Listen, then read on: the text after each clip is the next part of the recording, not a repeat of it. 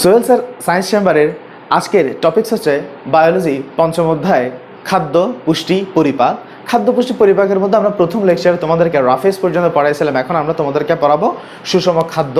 এখন সুষম খাদ্য বলতে, একটা সুষম খাদ্য বলতে বা ব্যালেন্স ডায়েট বলতে তার কি কি বৈশিষ্ট্য থাকা উচিত এবং আমি কিভাবে এই সুষম খাদ্যটা কি করব বাছাই করব সেটা নিয়ে তোমাদেরকে একটু আইডিয়া দিব। সেটা হচ্ছে সুষম খাদ্যের বৈশিষ্ট্য। কখন আমি কোন খাদ্যকে আমি সুষম খাদ্য বলবো?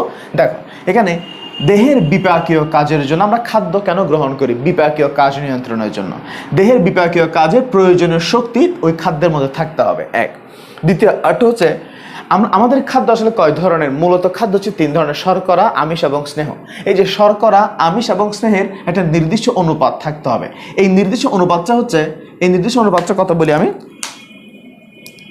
অনুপাতটা হচ্ছে এখানে 4:1:1, অর্থাৎ শর্করা 4, আমিষ 1, স্নেহ কি 1। তাহলে এই অনুপাতে তোমাকে কি করতে হবে? শর্করা, আমিষ এবং স্নেহ জাতীয় খাদ্য গ্রহণ করতে হবে। অনুপাতটা হচ্ছে 4:1:1। 3 নম্বর হচ্ছে প্রয়োজনীয় ভিটামিন। শুধু খাবারের উপাদানগুলো থাকলে হবে না, ভিটামিন এবং রাফেজে থাকতে হবে, ভিটামিন ও রাফেজ থাকতে হবে। একটা হচ্ছে প্রয়োজনীয় পানি ও খনিজ লবণ বিদ্যমান থাকতে হবে। আরেকটা হচ্ছে সবচেয়ে গুরুত্বপূর্ণ, সহজ পাচ্য, অর্থাৎ সহজে পরিপাক হতে হবে। তাহলে সুষম খাদ্যের বৈশিষ্ট্য বলতে আসলে কয়টা জিনিস থাকতে হবে এখানে?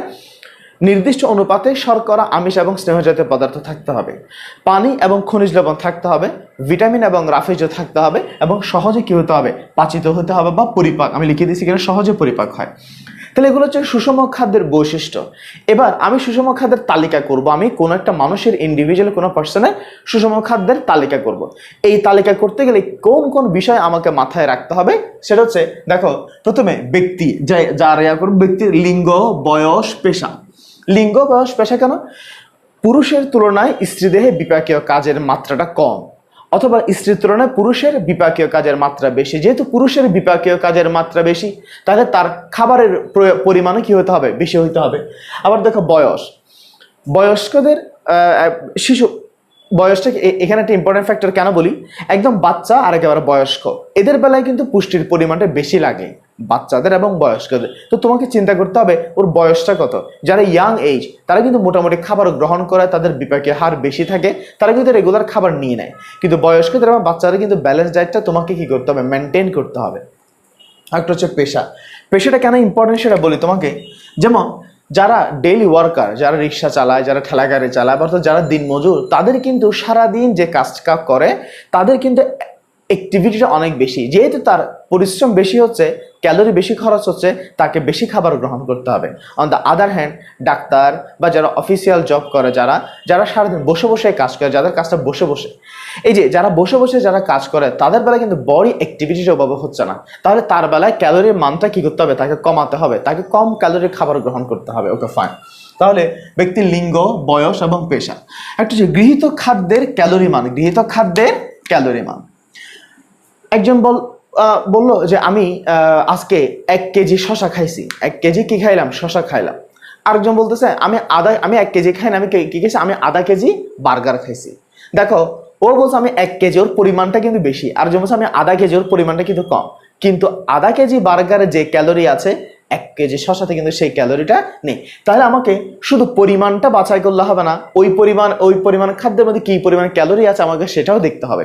তাহলে খাবারের পরিমাণটা যে কি পরিমাণ ক্যালোরি আছে সেটা বেশি কি ইম্পর্টেন্ট। তাহলে স্বাভাবিকভাবে 1 কেজি শশার তুলনায় আধা কেজি বার্গারের মধ্যে ক্যালোরি অনেক বেশি। তাহলে দুজনের মধ্যে যে আধা কেজি খাইছে তার ক্যালোরি কি হয়ে যাচ্ছে?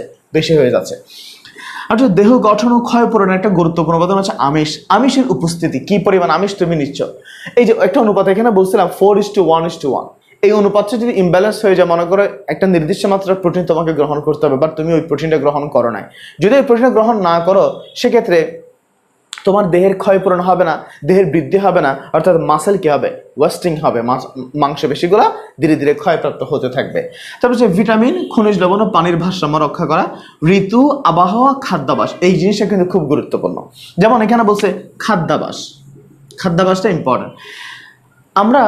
আমাদের সাউথ এশিয়ান অঞ্চলে আমাদের মেইন খাদ্য কি? আমরা ভাত, আলু, রুটি এইগুলোই আমরা বেশি গ্রহণ করি। কিন্তু যারা ওয়েস্টার্ন তারা কিন্তু বার্গার, পিৎজা এগুলো ফাস্ট ফুডে তারা কি অভ্যস্ত।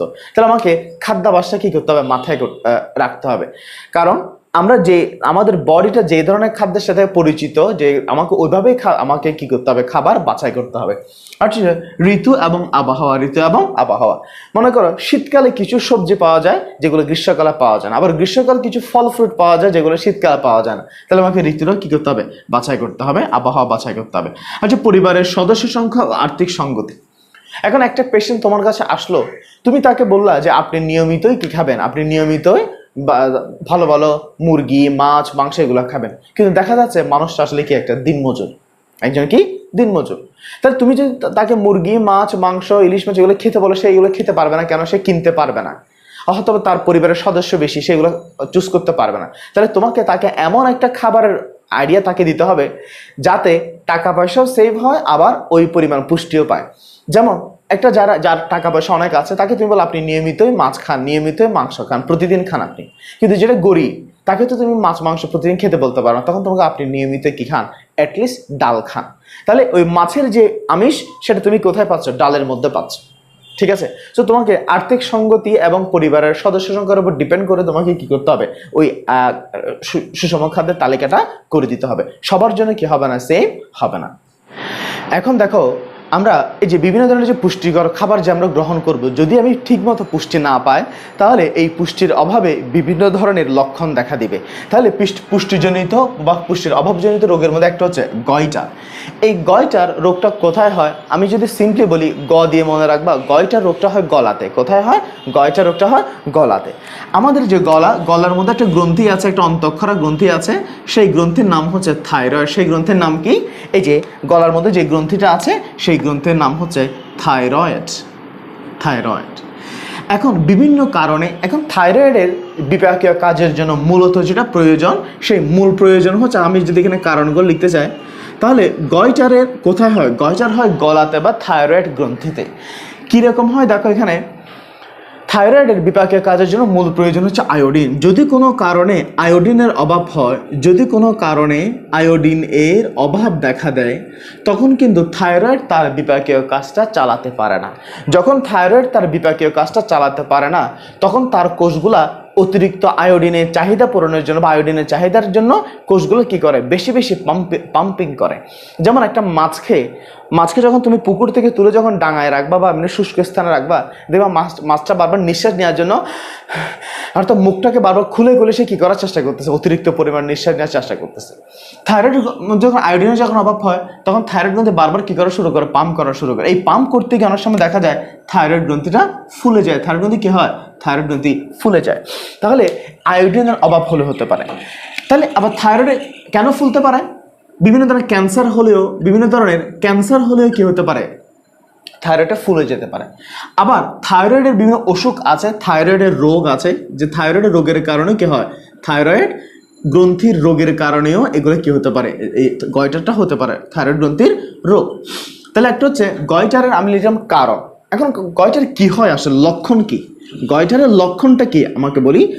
যেমন এখানে তুমি বাইরে থেকে দেখতে থাইরয়েড গ্রন্থি কি পাবে, এটা ফুলে যাবে থাইরয়েড গ্রন্থি। তাহলে গলা ফুলে যায়, গলা আসলে গলা ফুলে না, ফুলে কোনটা, গ্রন্থিটা ফুলে, তাহলে গলা ফুলে যায়, ভালো কথা। এখন দেখো থাইরয়েড গ্রন্থি যখন ফুলে যাবে, আমাদের থাইরয়েড গ্রন্থি হচ্ছে গলার বাহিরের সাইডে, আর গলার ভিতরের সাইডে কে আছে, আমাদের অন্ননালী এবং শ্বাসনালী। যখনই থাইরয়েড গ্রন্থি ফুলে যাবে, সামনে যেমন ফুলবে পেছন দিকেও ফুলবে, পেছনে ফুলে সে কি করে, অন্ননালী এবং শ্বাসনালীকে কি করে, চাপ প্রয়োগ করে। তাহলে দেখো এটা হচ্ছে আমাদের মনে করে, এটা হচ্ছে গলার ভিতরে কি আছে, অন্ননালী এবং শ্বাসনালী। এদিকে যখন থাইরয়েড গ্রন্থিটা ফুলে যায়, ফুলে গিয়ে বাইরে যেমন চাপ দেয়, ভিতরেও চাপ দেয়। অর্থাৎ শ্বাসনালীতে চাপ দিবে, অন্ননালীতে চাপ দিবে। যদি শ্বাসনালীতে চাপ দেয় তাহলে তার কি হবে, তার কাশি আসবে। তার কি আসবে, তার কাশি হবে। আবার যেহেতু শ্বাসনালীতে চাপ দিচ্ছে, শ্বাসনালীটা ন্যারো হবে, শ্বাসনালী সংকুচিত হবে, তখন শ্বাস প্রশ্বাস অর্থাৎ তার শ্বাসকষ্ট দেখা দিবে। তার কি দেখা দিবে, শ্বাসকষ্ট দেখা দিবে। এবার আসো, তাহলে গলা শ্বাসনালীতে চাপ দেওয়ার কারণে কাশি আসবে আর শ্বাসকষ্ট হবে। এবার দেখো অন্ননালীতে কি হচ্ছে, চাপ দিচ্ছে। অন্ননালীতে চাপ দিলে ঢোক গিলতে বা খাবার গিলতে কষ্ট হয়। ঢোক গিলতে বা খাবার গিলতে কি হয়, খাবার গিলতে কষ্ট হয়। এবার থাইরয়েডের যখন ফুলে যায় এখানে ইনফেকশন হয়, কি হয়? ইনফেকশন হয়। ইনফেকশন হলে তার কি হতে পারে? জ্বর হতে পারে, বা অ্যাসোসিয়েটেড আদার্স যে স্ট্রাকচারগুলো আছে ওই স্ট্রাকচারগুলো কি হতে পারে? ইম্পেয়ার বা বিনষ্ট হয়ে যেতে পারে। তাহলে থাইরয়েডের গয়টারের কারণ আর কি লক্ষণ। এখন চিকিৎসা কি আসলে? যদি থাইরয়েড গ্রন্থির রোগ হয় তাহলে ওই থাইরয়েড গ্রন্থির রোগটা তোমাকে কি করতে হবে? এটাকে ট্রিটমেন্ট করতে হবে। এখানে অনেকে একটা কোয়েশ্চেন করতে পারে, স্যার থাইরয়েড গ্রন্থির রোগ বলতে কি কি আছে? থাইরয়েড গ্রন্থি রোগ দুই ধরনের হতে পারে, একটা হচ্ছে হাইপার থাইরয়েডিজম, একটা হচ্ছে হাইপার, আরটা হচ্ছে হাইপো। একটা হাইপার, একটা কি? একটা হচ্ছে হাইপো থাইরয়েডিজম। হাইপার বা হাইপো থাইরয়েডিজম। এই লাইনটাকে আমি একটু ব্যাখ্যা করি। হাইপার মানে কি? হাইপার মানে হচ্ছে অতিরিক্ত, আর হাইপো মানে হচ্ছে কম। তাহলে এটা হচ্ছে বেশি বা বৃদ্ধি, আর হাইপো মানে কি? হ্রাস পাওয়া। থাইরয়েড অর্থাৎ থাইরয়েড গ্রন্থি, ইজম মানে কাজ, ইজম মানে কি? কাজ। অর্থাৎ থাইরয়েড গ্রন্থির কাজটা বেড়েও যেতে পারে, কমেও যেতে পারে। থাইরয়েড গ্রন্থির কাজ বেড়ে গেলে তাকে বলা হয় হাইপার থাইরয়েডিজম, আর কমে গেলে তাকে বলা হয় হাইপো থাইরয়েডিজম। দুইটা কারণে কি হতে পারে? থাইরয়েডের সমস্যা হতে পারে। তাহলে হচ্ছে থাইরয়েড গ্রন্থির রোগ হলে আমাকে তার চিকিৎসা করতে হবে। ক্যান্সার হলে ক্যান্সারের চিকিৎসা করতে হবে। আর যদি আয়োডিনের অভাব হয়, খাদ্যের মাধ্যমে আমাকে আয়োডিন তাকে খাদ্যের মাধ্যমে আয়োডিনের চাহিদা পূরণ করতে হবে। এখন কোন ধরনের খাদ্যের মধ্যে আয়োডিন পাবো? তোমরা সবাই জানো সামুদ্রিক মাছের মধ্যে কি পাওয়া যায়? আয়োডিন পাওয়া যায়। এটার কারণে দেখা যায় আমরা যারা দক্ষিণবঙ্গে আছি বা চট্টগ্রাম অঞ্চলে যে মানুষগুলো, এখানে যেহেতু সাগর আছে, আমরা যেহেতু সাগরের মাছ কিন্তু প্রচুর পরিমাণে আমরা খেতে পারি। কিন্তু উত্তরবঙ্গে যারা থাকে তারা কিন্তু সাগরের মাছটা আমাদের মতো করে পাচ্ছে না, যার কারণে তাদের বেলায় আয়োডিনের অভাব হয়। সাধারণত দেখা যায় যারা উত্তরবঙ্গে থাকে তাদের বেলায় গলগণ্ড রোগটা বেশি হয় বা গয়টার রোগটা বেশি হয়, আর যারা দক্ষিণবঙ্গে থাকে তাদের বেলায় গলগণ্ডটা কি হয়? অপেক্ষাকৃত কম হয়। তাহলে আয়োডিন আমাকে সামুদ্রিক মাছের মাধ্যমে পূরণ করতে হবে, ক্যান্সার এবং থাইরয়েডের চিকিৎসা করতে হবে, তখন কিন্তু আমাদের লক্ষণগুলো কি হবে? চলে যাবে। এখন গয়টারের পরে আরেকটা রোগ আছে, সেটা হচ্ছে পুষ্টির অভাবজনিত আরেকটা গুরুত্বপূর্ণ রোগ হচ্ছে রাতকানা বা নাইট ব্লাইন্ডনেস। এখন দেখি এটা কেন হয়? এটা হয় ভিটামিন এ এর অভাবে। এটা কার অভাবে হয়? এটা হচ্ছে ভিটামিন এ এর অভাবে হয়। এখন দেখো ভিটামিন এ এর অভাবে যে রাতকানা রোগ হয়, আসলে এটা নিয়ে আরো কিছু কথা আছে। তাহলে ভিটামিন এ এর অভাবে প্রথমে যে রোগটা আমরা বলি, বা এটা হচ্ছে ভিটামিন এর অভাবে যে শুধু যে রাতকানা রোগ হয়, ব্যাপারটা কিন্তু এরকম নয়। ভিটামিন এর অভাবে কিন্তু আসলে অনেক ধরনের লক্ষণ দেখা দেয়। এই যে ভিটামিন এ এর অভাবে যে অনেক ধরনের এক গ্রুপ অফ সিনড্রোম, অনেকগুলো রোগের লক্ষণ প্রকাশ পায়। এই যে রোগের লক্ষণগুলো প্রকাশ পায় তাদের সবাইকে একসাথে বলা হয় জেরোপথ্যালমিয়া। একসাথে বলা হয় জেরোপথ্যালমিয়া। এখন দেখো জেরোপথ্যালমিয়া কথাটাকে আমি যদি একটু বিশ্লেষণ করে দেখি, জেরোপথ্যালমিয়া কথাটা আসছে, আমি যদি কথাটাকে ভেঙে দেখি দুইটা ওয়ার্ড, একটা হচ্ছে জেরো, একটা হচ্ছে অপথ্যালমিয়া। এখন দেখো অপথ্যালমিয়া মানে কি? অপথ্যালমিয়া মানে হচ্ছে চোখ। অপথ্যালমিয়া মানে কি? চোখ। আর জেরো মানে কি রে? জেরো মানে হচ্ছে ড্রাই বা শুকনো হয়ে যাওয়া, শুষ্ক হয়ে যাওয়া। তাহলে দেখো জেরো মানে হচ্ছে ড্রাই, আর অপথ্যালমিয়া মানে কি? চোখ। অর্থাৎ চোখটা কি হয়ে যায়? শুকায় যায়। এটা হচ্ছে একটা কমন নেই, বাট এই জেরোপথ্যালমিয়ার মধ্যে আবার 7 থেকে 8টি মাত্রা আছে, অর্থাৎ 7 থেকে 8 ধরনের জেরোপথ্যালমিয়া দেখা যায়। তাহলে আমি আবার বলি ভিটামিন এ এর অভাবে কয়েক ধরনের লক্ষণ প্রকাশ পায়। ওই সমস্ত লক্ষণকে একসাথে বলা হয় জেরোপথ্যালমিয়া, সংক্ষিপ্ত হচ্ছে ড্রাই চোখ বা শুষ্ক চোখ। কথা হচ্ছে জেরোপথ্যালমিয়ার মধ্যে টোটাল কয়টা মাত্রা আছে? 7 থেকে 8 ধরনের জেরোপথ্যালমিয়া আছে। এই যে 7 থেকে 8 ধরনের যে জেরোপথ্যালমিয়া আছে তার মধ্যে যেটা লোয়েস্ট, যেটা ডেঞ্জারাস, সেটা হচ্ছে রাতকানা। সেটাই কি? এটা হচ্ছে রাতকানা বা নাইট ব্লাইন্ডনেস। এখন দেখো এই রাতকানা রোগটা কোথায় হয় সেটা তোমাকে আবার জানতে হবে। এই রাতকানা রোগটা আসলে কি, এটার প্যাটার্নটা কি, এটা আমরা ফিজিক্সের মধ্যে তোমাদেরকে পড়াবো। আবার তোমাদের রাতকানা রোগটা আর বিভিন্ন জায়গায় আছে, তারপর আমরা এখানে একবার আলোচনা করব। আসলে আমরা যে চোখে দেখি, আমাদের চোখে দেখার সময় আমাদের চোখে যে বিম্ব গঠিত হয়, এই বিম্বটা কোথায় গঠিত হয়? এই বিম্ব গঠিত হয় আমাদের রেটিনার মধ্যে। কোথায়? রেটিনার মধ্যে। তাই আমাদের চোখে আমরা যে বস্তু দেখি, সেই বস্তু দেখার যে বিম্ব, সেই বিম্বটা গঠন হয় আমাদের রেটিনার মধ্যে। আমরা সবাই জানি আমাদের রেটিনার মধ্যে 2 ধরনের কোষ আছে। কয় ধরনের?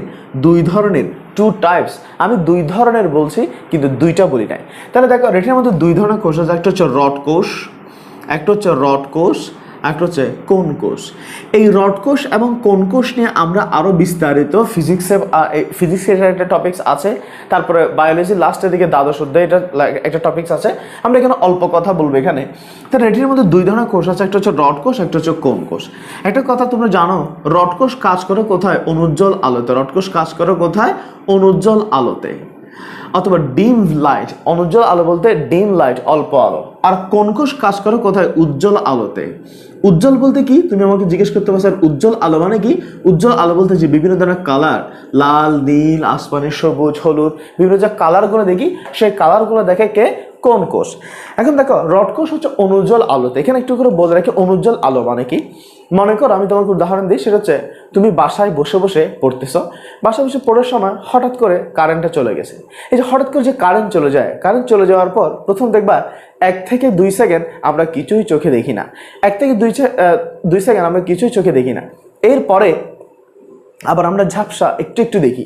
এই যে একটু একটু দেখি, এই একটু দেখেই আমরা চার্জ লাইটটা নিয়ে আসি, আইপিএসটা অন করি বা জেনারেটর কি করি? অন করি। এই যে একটু একটু দেখতেছে, এটা হচ্ছে অনুজ্জ্বল আলো। তখন কোন কোষ কাজ করবে? রড কোষ। অথবা গ্রামের বাড়িতে বেড়াতে গেছো, কারেন্ট নাই, রাস্তা দিয়ে হাঁটতেছো, তুমি তখন মোটামুটি মনে করো চাঁদনি আলো, জ্যোৎস্না আছে, কিন্তু কারেন্ট নাই। রাস্তাতে যখন হাঁটতেছো, তুমি আশেপাশে গাছপালা সবকিছু দেখতেছো, কিন্তু সাদা কালো সাদা কালো, অর্থাৎ কালারটা দেখা যাচ্ছে না, বস্তুটা দেখা যাচ্ছে অল্প অল্প, কিন্তু কালারটা অ্যাকচুয়াল কালারটা বোঝা যাচ্ছে না। ওই ধরনের আলোকে বলা হয় অনুজ্জ্বল আলো, অল্প আলো। এখন দেখি যে রড কোষ, এই রড কোষের মূল উপাদান হচ্ছে রোডোপসিন নামক প্রোটিন। রড কোষের মূল উপাদান হচ্ছে রোডোপসিন নামক প্রোটিন। এই যে রোডোপসিন যে প্রোটিনটা আছে, সেই রোডোপসিনের যে মূল উপাদান সেটা কি? সেটা হচ্ছে ক্যারোটিন। রোডোপসিনের মূল উপাদান কি? রোডোপসিনের মূল উপাদান হচ্ছে ক্যারোটিন। এই ক্যারোটিনের মূল উপাদান হচ্ছে ভিটামিন এ।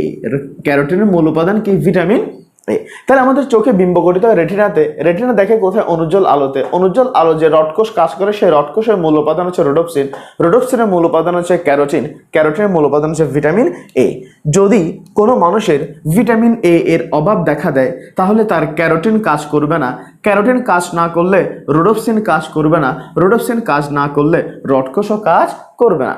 তাহলে ভিটামিন এ এর অভাবে ক্যারোটিন অভাব হবে, ক্যারোটিন অভাব হলে রোডোপসিন কাজ করবে না, রোডোপসিন কাজ না করলে রড কোষ কাজ করবে না। রড কোষ যদি কাজ না করে, ওই অনুজ্জ্বল আলোতে দেখবে না, অনুজ্জ্বল আলোতে দেখবে না। এই যে অনুজ্জ্বল আলোতে যে দেখতেছে না, এটাকে আমরা বলি রাতকানা বা নাইট ব্লাইন্ডনেস। এটাকে আমরা বলি রাতকানা বা নাইট ব্লাইন্ডনেস। এখন অনেকে বলতো রাত কানা মানে কি? রাতেই কানা। আসলে রাত কানা মানে যে রাতেই কানা, ব্যাপারটা কিন্তু এরকম নয়। এটা আমি তোমাকে একটু বুঝাই বলি। সেটা হচ্ছে, মনে করো তুমি এবং তোমার কোনো একটা ফ্রেন্ড যে রাত কানা, তোমরা পাশাপাশি বসে পড়তেছো। এখন তুমি যা পড়তেছো, সেও তাই পড়তেছে। হঠাৎ করে কারেন্ট চলে গেছে। হঠাৎ করে যখন কারেন্ট চলে যায়, প্রথম 1 থেকে 2 সেকেন্ড তুমিও কিছু চোখে দেখবে না, সেও কিছু চোখে দেখবে না। বাট 1 থেকে 2 সেকেন্ড পর তুমি কি করলা? তুমি গিয়ে একটু একটু যে দেখতেছো, তুমি গিয়ে চার্জ লাইটটা অন করতেছো, আইপিএসটা অন করতেছো বা জেনারেটর অন করতেছো, কিন্তু ওই সময়টা সে আর দেখবে না। ওই সময়টা সে আর দেখবে যে তুমি যে অল্প আলোতে একটু একটু দেখে দেখে চার্জ লাইট জ্বালাচ্ছ বা মোমবাতিটা আনতেছো, ওই সময়টাতে সে চোখে দেখবে না। তাই এটাকে বলে রাত কানা। মনে করো 10 মিনিট পর আবার কারেন্ট চলে আসে। আবার যদি কারেন্ট চলে আসে, তখন তুমি যা দেখবা, সেও তাই দেখবে। তাহলে কেন? তার কোন কোষ ঠিক আছে, শুধু রড কোষ কাজ করে না। এটাকে আমরা বলি রাতকানা বা নাইট ব্লাইন্ডনেস। রাতকানা মানে যে রাতে যা একেবারে দেখবে না, ব্যাপারটা কিন্তু এরকম নয়। এখন দেখো, রাতকানা হচ্ছে একটা পার্ট অফ জেরোপথ্যালমিয়া। জেরোপথ্যালমিয়া একটা অংশ। তাহলে এখানে রেটিনাতে কি হয়? প্রবলেম হয়। প্রবলেম মেনলি কোথায় হয়? রেটিনাতে। তবে রেটিনা ছাড়াও জেরোপথ্যালমিয়ার আরেকটা অংশের মধ্যে পঞ্চম মাত্রায় দেখা যায়। কোন মাত্রায়? জেরোপথ্যালমিয়ার, আমি লিখে দিচ্ছি এখানে, এই যে জেরোপথ্যালমিয়ার পঞ্চম মাত্রায়। তাহলে একেবারে লাস্টের মাত্রা, সপ্তম মাত্রায় কে আক্রান্ত হয়? রেটিনা। কিন্তু জেরোপথ্যালমিয়ার পঞ্চম মাত্রায় মানুষের কর্নিয়াও কে হয়? এফেক্টেড হতে পারে। মানুষের কর্নিয়াও এফেক্টেড হতে পারে। কর্নিয়া আমি লিখে দিচ্ছি, কর্নিয়া এফেক্টেড। কর্নিয়া যদি এফেক্টেড হয়, কর্নিয়া কোনটা? চোখের একেবারে সামনে। চোখের একেবারে সামনে যে স্বচ্ছ পর্দা, এটাকে বলা হয় কর্নিয়া। কর্নিয়া তখন কিছুটা ঘোলাটে আকৃতি হয়। কিছুটা কোন আকৃতি হয়? ঘোলাটে আকৃতি হয়। তাহলে কর্নিয়া যদি ঘোলাটে আকৃতি হয়, কর্নিয়া যদি ঘোলাটে হয়ে যায়, অপরিষ্কার হয়ে যায়, লাইট কি করবে না? লাইট বা আলো কর্নিয়ার ভিতর দিয়ে পাস করবে না। তাহলে তুমি তখনই কি দেখতে কি হবে? সমস্যা হবে। তো এটাকে কি করা হয়? ওষুধের মাধ্যমে, ইনজেকশনের মাধ্যমে, অথবা অনেক সময় অপারেশন করে কর্নিয়া কি করতে হয়? প্রতিস্থাপন করতে হয়। যদি স্বল্প সময়ের মধ্যে বা আর্লি স্টেজে তুমি যদি চিকিৎসা না করো, অনেক সময় দেখা যায় যে লং টার্মে অন্ধত্বের দিকে চলে যেতে পারে। তাহলে একটা সামান্য জিনিস একেবারে ডেঞ্জারাস কোনো একটা পরিস্থিতি ক্রিয়েট করতে পারে। এরপরে আমরা দেখব ভিটামিন ডি এর অভাবে কি হয়, রিকেটস হয়, সেটা আমরা তোমাদেরকে পড়াবো। রিকেটসটা কেন হয় সেটা তোমাকে বুঝতে হবে। রিকেটসটা কেন হয়? রিকেটসটা হয় ভিটামিন ডি এর অভাবে, ভিটামিন ডি এর অভাবে। আচ্ছা, তুমি আমাকে প্রশ্ন করতে পারো, স্যার ভিটামিন ডি এর সোর্সটা কি, আমি ভিটামিন ডি কোথায় পাবো? লিসেন, ভিটামিন ডি আসলে পাওয়া যায় মানুষের ত্বকের মধ্যে। আমি লিখে দিচ্ছি এখানে, মানুষের ত্বকে, হ্যাঁ, মানুষের ত্বকে একটা কোলেস্টেরল পাওয়া যায়। তাহলে মানুষের ত্বকে এক ধরনের কি পাওয়া যায়? কোলেস্টেরল পাওয়া যায়। মানুষের ত্বকের যে কোলেস্টেরল আছে, সেই কোলেস্টেরলটা যখন সূর্যের আলোতে আসে, যখন কিসে আসে? সূর্যালোকে আসে। তাহলে দেখো, মানুষের ত্বকের মধ্যে যে কোলেস্টেরল আছে, যখন সে সূর্যালোকে আসে, তখন এই সূর্যালোকে আসার পর সে একটা কোলেস্টেরলটা পরিবর্তন হয়ে একটা যৌগ সৃষ্টি করে। এটাকে বলা হয় কোলেক্যালসিফেরল। এটাকে বলা হয় কোলেক্যালসিফেরল। এই কোলেক্যালসিফেরল আবার কোথায় চলে যায়? এই কোলেক্যালসিফেরল আবার বৃক্ষে চলে যায়। তাহলে কোলেক্যালসিফেরল কোথায় চলে যায়? বৃক্ষে চলে যায়। যখনই বৃক্ষে যায় তখন সে অ্যাক্টিভ হয়। বৃক্ষে গিয়ে যেমন এর যে কোলেস্টেরলটা, এটা হচ্ছে ইনঅ্যাক্টিভ, সে কিছুটা অ্যাক্টিভ হয়ে কি হয়? কোলেক্যালসিফেরল, কিন্তু সম্পূর্ণ কি নয়? অ্যাক্টিভ নয়, অর্থাৎ সম্পূর্ণ কর্মক্ষম নয়। এই সম্পূর্ণ কর্মক্ষম নয় এই যে কোলেক্যালসিফেরল, সে কোথায় যায়? বৃক্ষে যায়। বৃক্ষে গিয়ে সে একটা যৌগ তৈরি করে, তাকে বলা হয় ক্যালসিট্রায়ল। তাকে বলা হয় ক্যালসিট্রায়ল। এই যে ক্যালসিট্রায়ল, এটাকে বলা হয় ভিটামিন ডি। এই ক্যালসিট্রায়ল, এটাকে বলা হয় ভিটামিন ডি। তাহলে আমি যদি তোমাকে বলি এই ভিটামিন ডি এর অ্যাকচুয়াল কেমিক্যাল নাম কি? এটা হচ্ছে ক্যালসিট্রায়ল। এটা হচ্ছে, কোলেক্যালসিফেরল কিন্তু ভিটামিন ডি এর কেমিক্যাল নাম, তবে এটা হচ্ছে নিষ্ক্রিয় আর এটা কি রে? সক্রিয়। তাহলে বৃক্ষে গিয়ে যে ক্যালসিট্রায়ল হয়, সেই ক্যালসিট্রায়লটা কি তৈরি করে? ভিটামিন ডি তৈরি করে। এখন তুমি আমাকে প্রশ্ন করতে, স্যার ভিটামিন ডি আমাদের কি কি কাজে লাগে? ভিটামিন ডি আমাদের কি কি কাজে লাগে? ভিটামিন ডি দেখো বিভিন্ন কাজে লাগে। সেটা হচ্ছে, প্রথম হচ্ছে আমাদের যে ক্যালসিয়াম, আমাদের বডিতে ক্যালসিয়াম ও ফসফরাস যে শোষণ হয়, ক্যালসিয়াম এবং ফসফরাস শোষণে ভিটামিন ডি কি করে? কাজ করে। আবার ভিটামিন ডি কি করে? আমাদের অস্থির গঠন করে। অস্থির কি করে? অস্থির গঠন। আমাদের যে হাড্ডি, যে বোন আছে, বোন, অস্থি, তরুণাস্থি, বোন অ্যান্ড কার্টিলেজ, এই বোনের অংশ গঠন করে কে? Vitamin D. তাছাড়াও ভিটামিন ডি বিভিন্ন ধরনের রোগ প্রতিরোধ করে। ভিটামিন ডি বিভিন্ন ধরনের কি করে? রোগ প্রতিরোধ করে। আচ্ছা, ওকে, ফাইন। তাহলে দেখো ভিটামিন ডি কি করলো? ক্যালসিয়াম ও ফসফরাসের শোষণ করলো, ঠিক আছে, তারপরে অস্থির গঠন করলো, সে রোগ প্রতিরোধ করলো। যদি কোনো কারণে ভিটামিন ডি এর অভাব দেখা দেয়, তাহলে ক্যালসিয়াম ও ফসফরাস শোষিত হবে না, অস্থির গঠনটা ঠিক মতো হবে না, এবং রোগ প্রতিরোধ ব্যবস্থায় কি হবে? সমস্যা দেখা দিবে। আচ্ছা, যদি ভিটামিন ডি এর অভাব হয় তাহলে ক্যালসিয়াম ও ফসফরাসও শোষিত হবে না। দ্যাট মিনস সাথে সাথে ক্যালসিয়াম ও ফসফরাসের মাত্রাও কমে যাবে। অস্থির যে গঠন, সে অস্থির গঠনটা কি হবে? অস্থির গঠনটা হবে দুর্বল হয়ে যাবে, অস্থিগুলো ভঙ্গুর হবে। এই যে আমাদের অস্থিগুলো যে ভঙ্গুর হয়ে যায়, তখন দেখা যায় যাদের ভিটামিন ডি এর অভাব হয়, তারা একটু হাঁটাচলা করলেই বা একটু কাজ করলেই তাদের হাড্ডিগুলো ফ্র্যাকচার হয়, ভেঙে যায়। এক্সরে গুলো দেখা যায় হাড্ডির স্থানে স্থানে ক্ষত, অস্থিগুলো কি হয়? ভঙ্গুর হয়। তাহলে তাদের রোগ প্রতিরোধ ব্যবস্থায় কি হবে? রোগ প্রতিরোধ ব্যবস্থা ডাউন হয়ে যাবে, অর্থাৎ রোগ প্রতিরোধ ব্যবস্থা কি হবে? দুর্বল হবে। তাহলে আমাকে ভিটামিন ডিটা আমাকে কি করতে হবে? ওষুধের মাধ্যমে আমাকে রিপ্লেস করতে হবে। কথা হচ্ছে, ওষুধের মাধ্যমে রিপ্লেস করার চেয়ে খাবারের মাধ্যমে রিপ্লেস করাটা সবচেয়ে ভালো। তাহলে ভিটামিন ডি আমি কিভাবে চিকিৎসা করবো? ভিটামিন ডি এর চিকিৎসা আমি কিভাবে করবো? দেখো, প্রথম হচ্ছে আমাকে খাবার মেনটেন করতে হবে। আমাকে খাবারের মাধ্যমে তার কি করতে হবে? রিপ্লেস করতে হবে। এখন কোন ধরনের খাবারের মাধ্যমে বেশি পাওয়া যায়? সাধারণত কড লিভার, হাঙরের তেল, কড লিভার, তারপর কি? হাঙরের তেল, কড লিভার, হাঙরের তেল, তারপর আর বিভিন্ন ধরনের মাংসপেশির মধ্যে দুধ, মাখন, যেমন এখানে আছে দুধ, হ্যাঁ, মাখন, ডিম, এরকম পুষ্টিকর যে খাবারগুলো আছে সেগুলো কিসের উৎস হিসেবে কাজ করে? তাহলে এগুলো হচ্ছে হাঙরের খাবারের মাধ্যমে কোত্থেকে পাবো? কড লিভার, হাঙরের তেল, দুধ, মাখন, ডিম, এদের মাধ্যমে কি পেতে পারি। আর হচ্ছে যদি আমার এর পরেও যদি না হয়, তখন আমরা কি করবো? ভিটামিন ডি এর ওষুধ ভিটামিন ডি এর কিছু ওষুধ পাওয়া যায় বাজারে, যে ক্যালবোডি, হ্যাঁ, বিভিন্ন ধরনের ক্যালসিয়াম জাতীয় ওষুধ, ভিটামিন জাতীয় ওষুধ। তাহলে এগুলো আমরা ওষুধের মাধ্যমে কি করবো, তার সাপ্লিমেন্টটা দিব, অর্থাৎ তার চিকিৎসাটা করবো। তাহলে একটা জিনিস এখানে তুমি অন্তত বুঝতেছো যে ভিটামিন ডি এর জন্য কি ইম্পর্টেন্ট, এই যে সূর্যালোকটা ইম্পর্টেন্ট। কিন্তু কোনটা ইম্পর্টেন্ট? সূর্যালোকটা ইম্পর্টেন্ট। তাহলে দিনের একটা নির্দিষ্ট সময় আমাদেরকে অবশ্যই কোথায় যেতে হবে? বাইরের লাইটের মধ্যে যেতে হবে, ঠিক আছে? এখন আমি যদি সারাদিন বাসায় বসে থাকি, অনেক সময় দেখা যায় যারা অফিসিয়াল জব করে, ডাক্তার বা ইঞ্জিনিয়ার যারা অফিসিয়াল জব করে, সারাদিন একটা রুমের মধ্যে সে তার কাজটা করে। দেখা যায় সারাদিন রুমের মধ্যে কাজ করতে গিয়ে সে ডে লাইট, সূর্যের আলো প্রতিদিন যে পরিমাণ নেওয়ার কথা ওই পরিমাণ সে পাচ্ছে না। ওই পরিমাণ পাচ্ছে না বলে তারও কি হতে পারে? কিন্তু ভিটামিন ডি এর অভাব হতে পারে। তাহলে আর বাচ্চাদেরকে আমরা কি করি? বাচ্চাদেরকে সাধারণত দেখা যায় জন্মের পরে দিনের একটা নির্দিষ্ট সময় সকালবেলা বা মিষ্টি রোদের মধ্যে বাচ্চাদেরকে দেওয়া হয়। কেন দেওয়া হয়? ওই যে ভিটামিন, সূর্যের আলোর মাধ্যমে ভিটামিন ডিতে যদি কি হয়, অ্যাক্টিভ হয়ে যায়, বা অর্থাৎ কোলেস্ট্রল অ্যাক্টিভ হয়ে কোলেক্যালসিফেরল, বা যাতে ভিটামিন ডি তৈরি করতে পারে। তাহলে সূর্যের আলোটা খুবই গুরুত্বপূর্ণ, ঠিক আছে? পুষ্টির অভাবজনিত আরেকটা গুরুত্বপূর্ণ রোগ হচ্ছে রক্তশূন্যতা বা এনিমিয়া। এখন দেখো, রক্তশূন্যতা বা এনিমিয়া, এই এনিমিয়া ওয়ার্ডটাকে আমি যদি ভেঙে দেখি, আমি দুইটা ওয়ার্ড পাবো, একটা হচ্ছে অ্যান, একটা হচ্ছে এইমিয়া। একটা হচ্ছে অ্যান, একটা কি এইমিয়া। তাহলে দেখো, বায়োলজিতে কোনো শব্দের নামের আগে একটা জিনিস খেয়াল করো, বায়োলজিতে কোনো শব্দের নামের আগে যদি তুমি এন দেখো অথবা এ দেখো, সবসময় মনে রাখতে হবে বায়োলজিতে কোনো শব্দের নামের আগে যদি এ অথবা এন দেখো, বুঝে নিবা জিনিসটা অ্যাবসেন্স। বুঝে নিবে এটা মানে কি? এটা মানে হচ্ছে অ্যাবসেন্স। তাহলে বায়োলজিতে কোনো শব্দের নামের আগে প্রিফিক্স হিসেবে যদি এ অথবা এন দেখো, বুঝে নিবে এটা হচ্ছে অ্যাবসেন্স।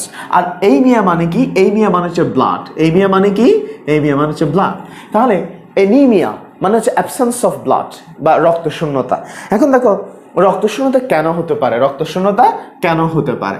একটা হচ্ছে আমাদের দেহের যে রক্তশূন্যতা কেন হতে পারে? আমাদের দেহের যে রক্ত সেটা যদি কমে যায়, এটাই তো রক্তশূন্যতা। কথা হচ্ছে কেন কমতে পারে? কেন কমতে পারে কারণের মধ্যে প্রথম আমি যদি বলি, তাহলে একটা হচ্ছে রক্তপাত, একটা হচ্ছে কি রক্তপাত।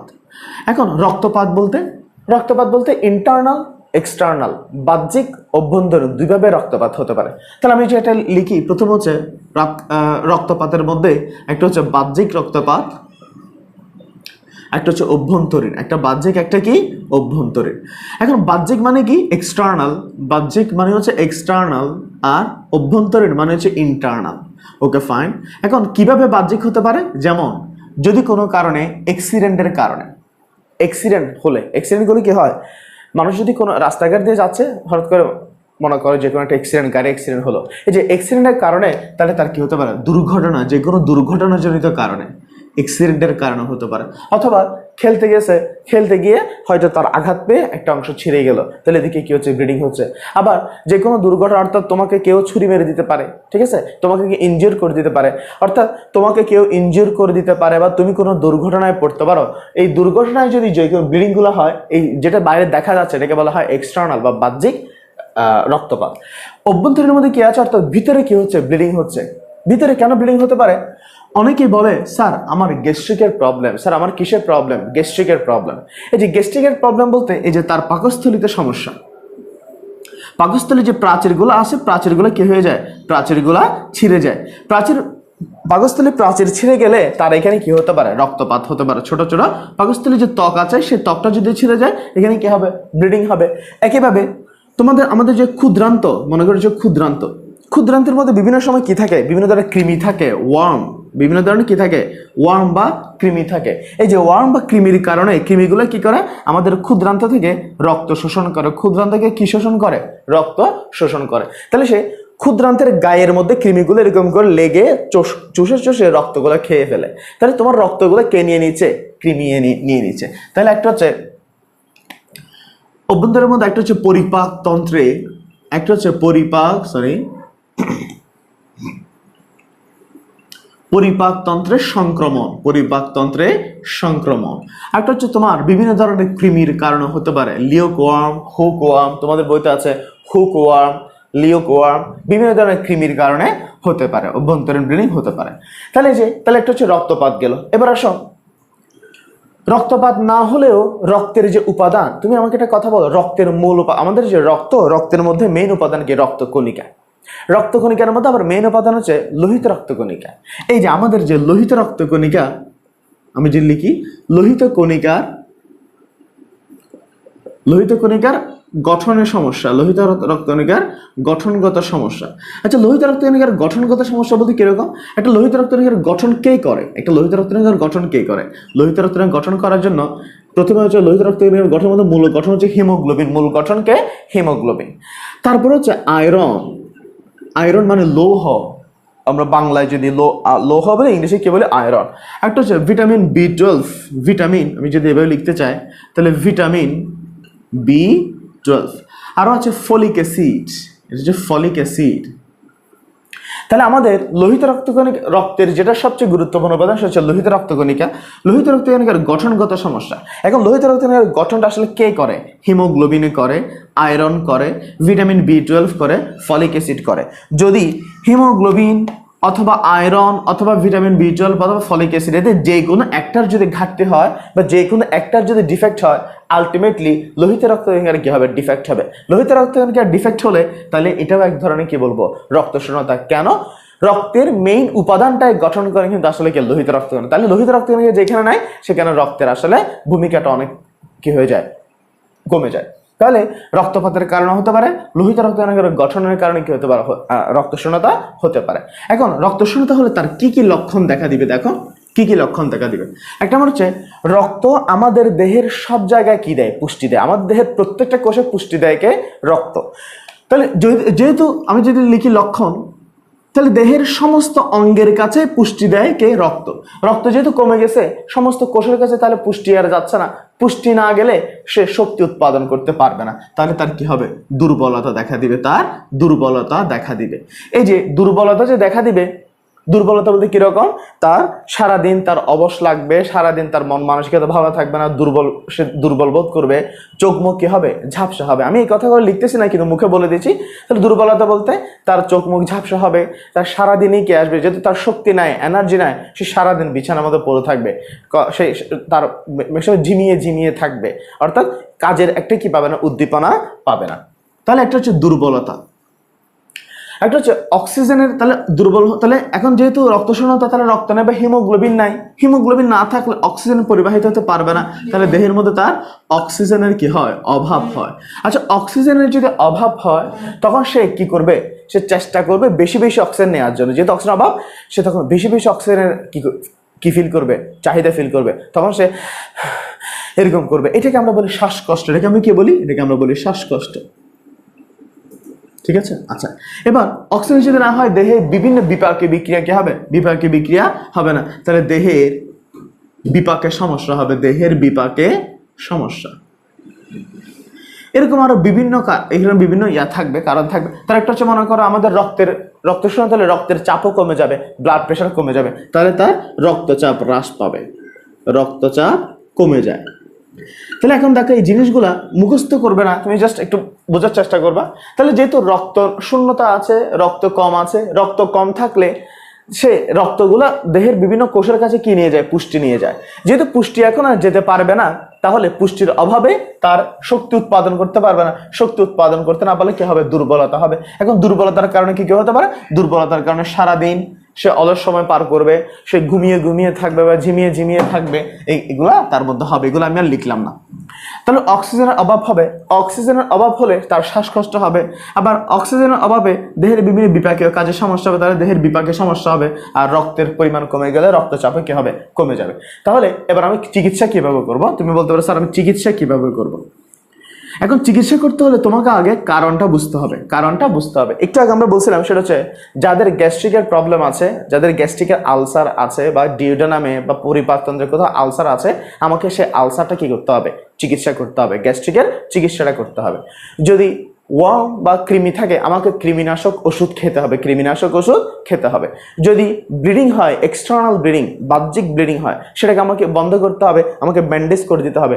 তাহলে চিকিৎসাটা, আর যদি মনে করো vitamin B12, folic acid, iron, haemoglobin এদের অভাব হলে তাহলে আমাকে এগুলা খাবারের মাধ্যমে এবং ওষুধের মাধ্যমে কি করতে হবে, এগুলো পূরণ করতে হবে। তাহলে ভিটামিন সাপ্লিমেন্ট অর্থাৎ ভিটামিন থেরাপি দিব, ফলিক অ্যাসিড থেরাপি দিব, আয়রনের থেরাপি দিব, হিমোগ্লোবিন লাগলে ব্লাড দিতে হবে। তাহলে তোমার চিকিৎসাটা নির্ভর করবে তোমার কারণের উপর, কি কি কারণে হচ্ছে, ঠিক আছে? তাহলে ওই কারণগুলোকে আমরা কি করে দিব, সলভ করে দিব। এভাবে রক্ত শূন্যতা কি করা যাবে, প্রিভেন্ট করা যাবে।